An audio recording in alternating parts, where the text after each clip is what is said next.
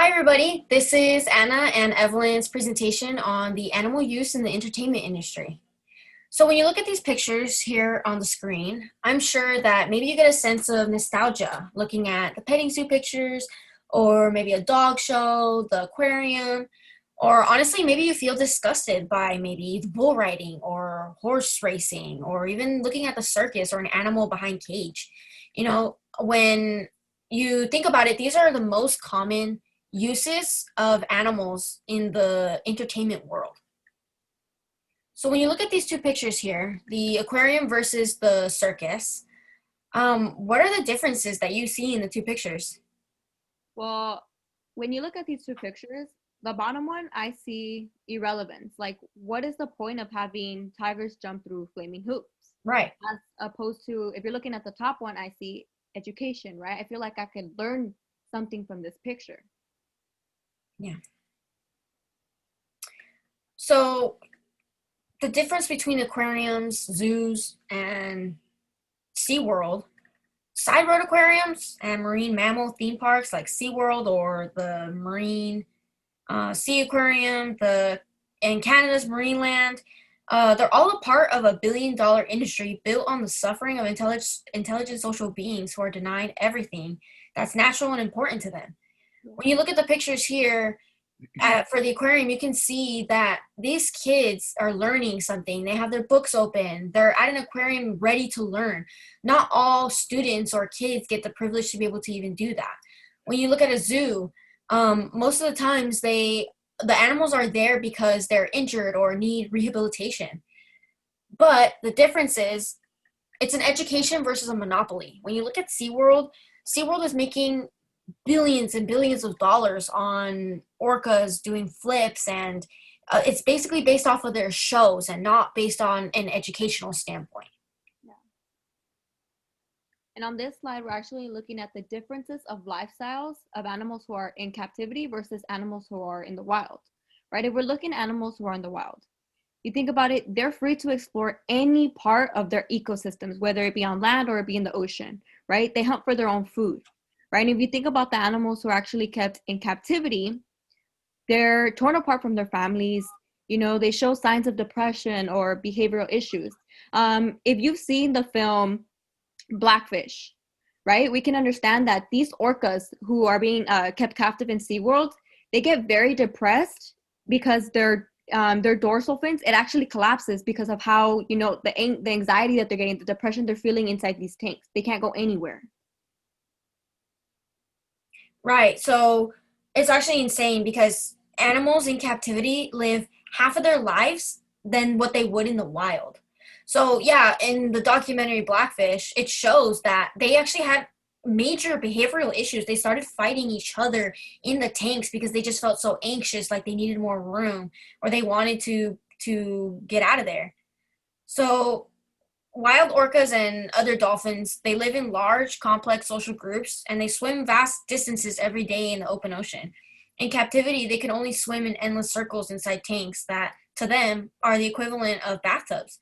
And they're denied the opportunity to engage in almost any natural behavior that they would in the wild. So they're forced to perform meaningless tricks and are often torn away from family members when they're shuffled between whatever park they're going to. Many die far short of their species' natural life expectancy because of that. So despite the controversy, many acclaimed marine biologists admit that their love of the ocean started many years ago when they first visited an aquarium. Aquariums can be a place of wonder and discovery, and many people advocate its purpose as a sort of marine research, rehabilitation, and education.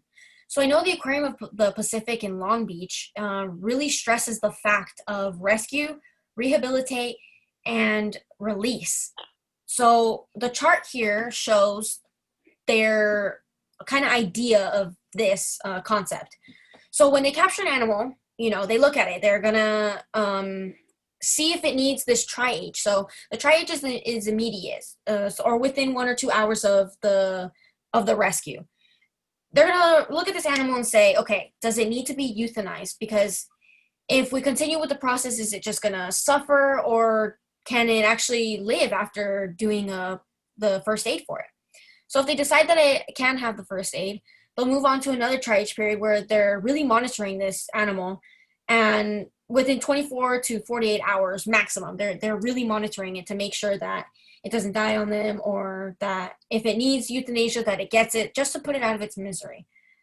So after that period, if it survives and is doing well, they'll do a treatment process.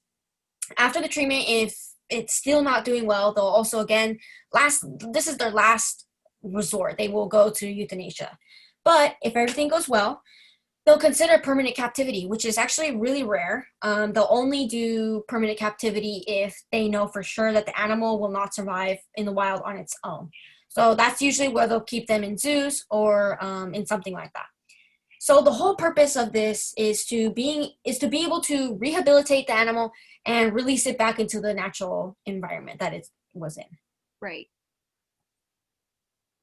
And despite the massive trade in fish for aquariums, there are actually very few aquarium species protected under the Convention of International Trade in Endangered Species of Wild Fauna and Flora, also known as CITES, right? Given the quantity of fish in trade, evidence of overcollection impacts, and the lack of credible information about the impact of trade on many species, CITES, its protections may be warranted. Without international restrictions on trade, the fate of thousands of fish species, they're controlled by national laws, which in many countries are woefully inadequate. Right. Actually, there's currently no federal or state law that specifically governs the use of animals in film media. The only law regulations that we have in the United States is CITES, which can be international, but the only ones here are the Animal Welfare Act of 1966 and the Endangered Species Act of 1973. So when you look at the economic benefit versus the ecological and ethical cost of those benefits, ultimately, it's the consumer that has to decide whether to keep the fish in captivity. While many people around the world rely on the ornamental fish trade for all or some of their income, is it worth the ecological and ethical cost of captivity? We just saw in the documentary that by 2048, if we don't stop commercial fish trading, all the fish populations will be depleted. Yeah. So perhaps if you're considering a fish tank for your home, or where you're buying it, you should think like a fish and ask if you would prefer a life in the wild or behind glass walls.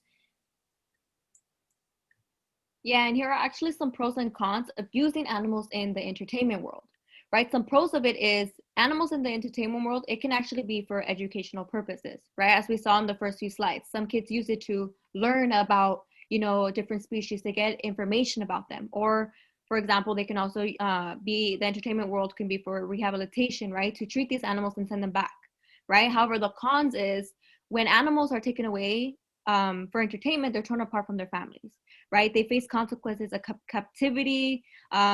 We know that they also have poor government regulation, right? Each aquarium, it's different, right? And its level of ethicality, it should be considered individually. Before visiting an aquarium, you want to ask yourselves these following questions. Does it support human entertainment in the form of dolphin, orca, seal, or penguin shows? And you can ask yourself, does the aquarium keep large mammals in their tanks? Yeah, or does it support animal petting? If you could answer yes to any one of the above questions, you should honestly reconsider your visit to this aquarium. Yeah, because the well-being of these marine creatures or any other creatures that are, on land, right? And the ecosystem, they should be our first priority. Yeah, honestly, aquariums should be more considerate. When you think about it, a lot of the people who are working for the aquariums, like the marine biologists, they can even use the information that they're getting from those fish that they are rehabilitating, and use that in their further their research and their education levels. Not just even kids or students who are wanting to learn about these animals, but we can also further our research of these animals in marine biology. And these are a few questions, right? So the first question is, what is CITES? The correct answer would be C. It's an international agreement that aims to ensure the international trade in specimens of wild animals and plants that does not threaten their survival. Yeah, and for question 2, it's fill in the blank. So the correct answer would be rescue, rehabilitate, and release is the proper way to treat any species. And here is our Works Cited page. Thank you for listening.